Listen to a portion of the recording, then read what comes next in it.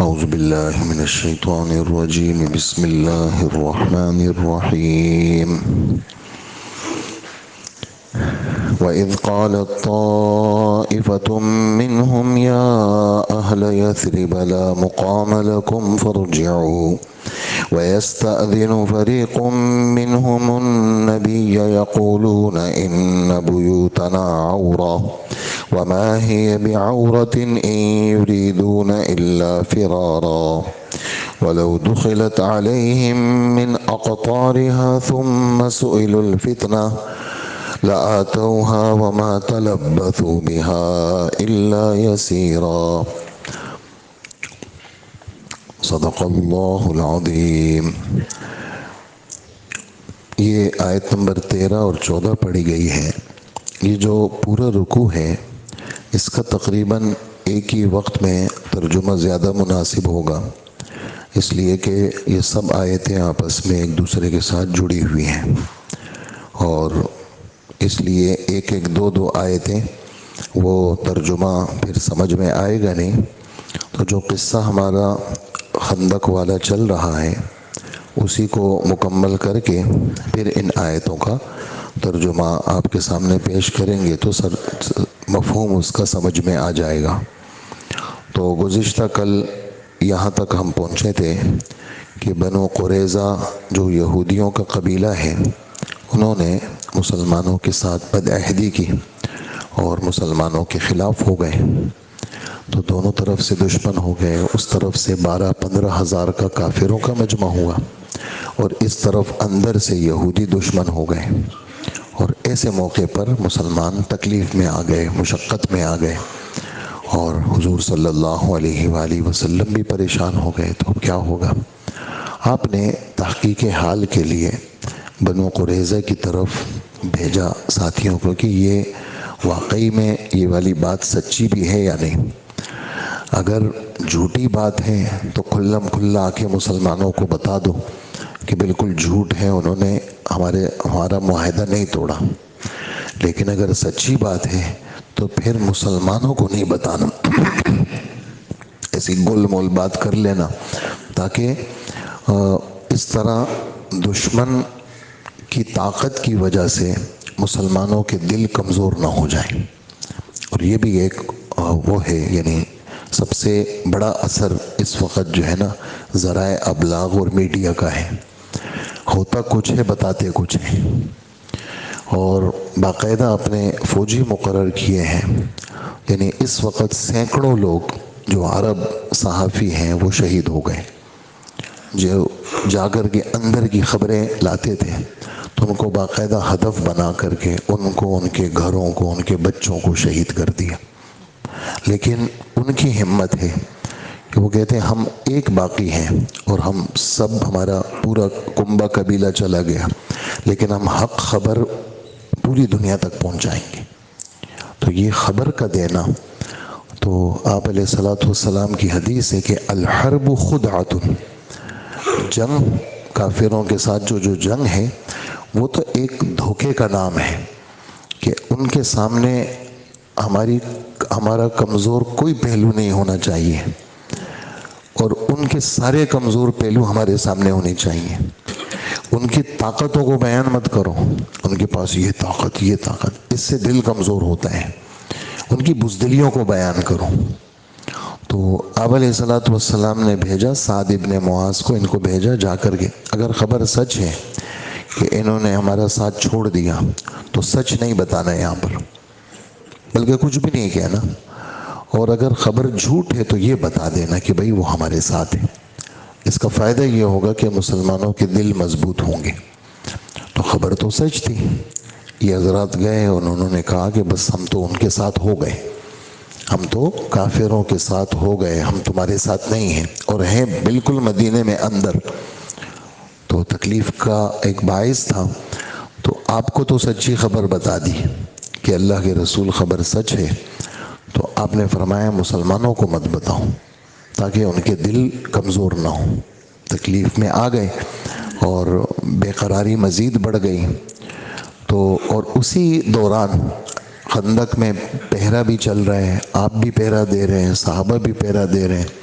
ایک دن ایسا ہوا کہ ان میں سے بعض بہادروں نے ایسا کیا کہ خندق کو پار کیا، انہوں نے پار کر کے انہوں نے اس طرف آ گئے اور تیر اندازی ہوئی۔ تو پورا دن مسلمان اس میں مصروف رہے اللہ کے رسول تک، اور ظہر سے لے کر عشاء تک کی نماز قضا ہو گئی، ایک نماز نہیں پڑھ سکے۔ اور پھر عشاء کے ساتھ ساری نمازیں ادا کی گئی، اور یہ جملہ احادیث میں موجود ہے کہ شغلونا عن صلاة الوسطى ملأ اللہ بیوتہم وقبورہم نارا، انہوں نے ہمیں عصر کی نماز سے مصروف رکھا، ہماری ظہر بھی گئی، ہماری عصر بھی گئی، ہماری مغرب بھی گئی، خدا ان کے گھروں کو اور ان کے قبروں کو آگ سے بھر دے، خدا ان کے گھروں کو ان کے قبروں کو آگ سے بھر دے۔ لوگ کہتے ہیں بد دعا مت دیا کرو۔ تو جب معاملہ اور سخت ہوا تو پیر، منگل اور بدھ تینوں دن مسلسل بد دعا دی ہے حضور نے، تینوں دن اللہ کے رسول نے مسلسل۔ وہیں چھوٹے چھوٹے خیمے بنائے تھے، اب تو خندق والی جگہ پہ جامع مسجد بن گئی، جس وقت یہ جامع مسجد نہیں تھی وہاں چھوٹی چھوٹی مسجدیں تھیں۔ تو یہ مسجدیں حضور کے زمانے میں نہیں تھی، یہ دراصل میں وہ مورچے تھے جس میں آرام ہوتا تھا، یا پہرے والے بیٹھتے تھے، یا نمازیں ہوتی تھی۔ تو اس میں ایک چھوٹی سی جگہ تھی، اس کو مسجد فتح سے تعبیر کرتے ہیں۔ فتح اس کو اس لیے کہتے ہیں کہ 3 دن مسلسل پیر، منگل اور بدھ کو آپ نے بد دعا دی ہے ان کافروں کو، اور پھر ظہر اور عصر کے بیچ میں یہ دعا قبول ہوئی تو آپ خوش ہو گئے۔ خدا نے کیا اسباب بنائے؟ اس لیے کہ اللہ جل جلالہ یعنی مسلمانوں کو آزماتے ہیں لیکن ساتھ نہیں چھوڑتے۔ آزمائش تو آتی ہے، مختلف ممالک میں آزمائشیں آئیں، بہت پہلے بھی آزمائشیں آئی، حال میں بھی آزمائشیں آئی، اب بھی آزمائش چل رہی ہے۔ اور ایسا نہیں ہے کہ فلسطین کے مسلمان الگ ہیں اور ہم الگ ہیں، ان کی ایک ایک چیز میں ہم شریک ہیں، اور ایک ایک دکھ کے اندر، ایک ایک شہادت کے اندر وہ ہمارا دل وہاں پر ہے۔ تو ابھی بھی آزمائش ہے، اس وقت آزمائش ہے، لیکن معاملہ ایسا ہے کہ جو حقیقت حال ہے، یعنی جو کافر ہے اس وقت وہ انتہائی درجے کا بزدل کافر ہے، اور بہت اعلیٰ قسم کے اس کے یعنی نقصانات ہوئے ہیں، بہت اعلیٰ قسم کے۔ یعنی آپ سمجھیں ایک ایک ٹینک کی قیمت $600 ملین ہے، اور ایک وہ جو اسلحہ جس سے ان کے ٹینک تباہ ہوتے ہیں اس کی قیمت صرف $500 ہے، اور اللہ جل جلالہ نے ایسی طاقت اس میں رکھی ہے کہ وہ ٹینک تباہ ہو رہے ہیں اور ان کے فوجی اس میں جل رہے ہیں، مر رہے ہیں اس میں۔ تو یہاں پر بھی صورتحال ایسی ہو گئی کہ غطفان کے قبیلے کا ایک آدمی نعیم ابن مسعود، وہ آ کر کے حضور صلی اللہ علیہ وسلم کے پاس ملا، اور اللہ کے رسول میں دل سے مسلمان ہو چکا ہوں، اور میں غطفان جنگجو قبیلے کا آدمی ہوں، اور میرے تعلقات مشرکین کے ساتھ بھی ہیں، اور میرے تعلقات بنو قریظہ کے یہودیوں کے ساتھ بھی ہیں۔ آپ مجھے بتائیں میں اسلام کے لیے کیا کر سکتا ہوں؟ آپ نے فرمایا تمہاری مرضی ہے، تم اگر ہمارے لیے کوئی چال چل سکتے ہو تو چلو۔ تو کہنے لگا کہ میں اگر کوئی ایسے الفاظ جس میں صحابہ کی یا کسی کی تھوڑی سی کمی بیان کروں تو اجازت ہے میرے لیے؟ آپ نے فرمایا اجازت ہے۔ تو یہ چلے گئے سب سے پہلے یہاں بنو قریظہ کے پاس، بنو قریظہ کے سردار کعب ابن اسد سے ملے کہ بھائی آپ لوگ خیریت سے ہو، میرے آپ کے تعلقات ہیں، اسلام کا نہیں بتایا میں مسلمان ہوں، اسلام کا تو صرف اللہ کے رسول کو بتایا، ہمارے تمہارے تعلقات ہیں، ہم تو تمہارے ہی لوگ ہیں، لیکن یہ بات ذہن میں رکھنا کہ یہ جتنے کافر 12-15 ہزار باہر سے آئے ہیں یہ لوگ باہر کے لوگ ہیں، اور جب ان کا معاملہ پورا ہو جائے گا یہ تمہیں چھوڑ کے چلے جائیں گے۔ تم نے تو اس وقت ان کا ساتھ دیا، لیکن ایک موقع ایسا آئے گا کہ یہ سب اپنے اپنے گاؤں دیہات، اپنے اپنے علاقوں میں چلے جائیں گے، تم تو مدینہ کے ہو، پھر تمہیں مسلمان کہاں چھوڑیں گے؟ تمہیں تو سب کو قتل کریں گے۔ تو اب کیا کریں؟ کہا تم ایسا کرو، جا کر کے ان مشرکین مکہ کو کہو کہ اپنے بڑے بڑے سرداروں کو ہمارے پاس گروی رکھواؤ، ہم تمہارا ساتھ اسلحے کی صورت میں تب دیں گے، افرادی قوت تب دیں گے جب تمہارے کچھ سردار ہمارے پاس بطور رہن کے گروی ہوں گے۔ ہمیں کیا، تم پہ بھروسہ، تم اگر بھاگ گئے تو پھر ہم کیا کریں گے؟ تو ان کو یہ بات سمجھ میں آ گئی۔ یہ ابھی تو یہیں پر ہیں، مشورہ کریں گے، جائیں گے کبھی، یہ سیدھے چلے گئے مشرکین کے پاس، اور تھوڑے تھوڑے فاصلے پہ تھے، تو گئے ان کے پاس، ان کو کہا بھئی میں تو آپ کا آدمی ہوں، آپ کے ہمارے تعلقات ہیں، اور ہم تو آپس کے اندر اچھے تعلق رکھنے والے لوگ ہیں، میں آپ لوگوں کے پاس ایک خبر لے کے آیا ہوں کہ بنو قریظہ نے تو آپ کے ساتھ صلح کر لی ہے، لیکن انہوں نے ایک مشورہ کیا ہے۔ وہ مشورہ یہ کیا ہے کہ ان مشرکین، اور وہ اپنے اس فیصلے پر کہ انہوں نے مسلمانوں کے ساتھ وعدہ توڑ دیا، اس پہ نادم ہیں، اور وہ چاہ رہے ہیں کہ ہم مسلمانوں کے ساتھ دوبارہ ہو جائیں، اور انہوں نے جا کر کے محمد صلی اللہ علیہ وسلم کو یہ کہا ہے کہ ہم کافروں میں سے کچھ لوگ لے لیں گے، آپ کو دے دیں گے، آپ ان کی گردن اتار لینا، ان کو قتل کر لینا، اور پھر ہم آپ کے ساتھ ہیں۔ تو اچھا، تو انہوں نے وہاں جواب بھیجا مشرکین نے کہ بھائی ہمارے پاس تو، تم تو ہمارے لوگ ہو، ہمارے ساتھ صلح کر چکے ہو، تم ایسا کرو، ہمارا اسلحہ ختم ہو رہا ہے، اسلحہ بھی دے دو، لوگ بھی دے دو۔ اس پر انہوں نے کہا کہ ہم نہ لوگ دیں گے نہ اسلحہ دیں گے، تم اپنے کچھ سرداروں کو ہمارے پاس گروی رکھواؤ، ہمیں کیا پتہ تم کل کلا کو بھاگ جاؤ۔ تو اس سے انہوں نے نعیم ابن مسعود کی بات کی سچائی کا اندازہ بھی ہوا۔ تو انہوں نے کہا کافروں نے کہ ہم تمہیں کوئی بندے وندے نہیں دیں گے، تمہیں ہمارے ساتھ دینے ہیں یا نہیں دینا، جاؤ اپنا کام کرو۔ تو ادھر بنو قریظہ الگ اس میں ہو گئے، تذبذب میں ہو گئے، اور ادھر آپس میں ان کی آپس میں پھوٹ پڑ گئی، یعنی گویا بنو قریظہ کا ساتھ وہ چھوٹ گیا۔ اب 3 دن ہمارے نبی دعا مانگ رہے ہیں، اللہ نے کیا کیا؟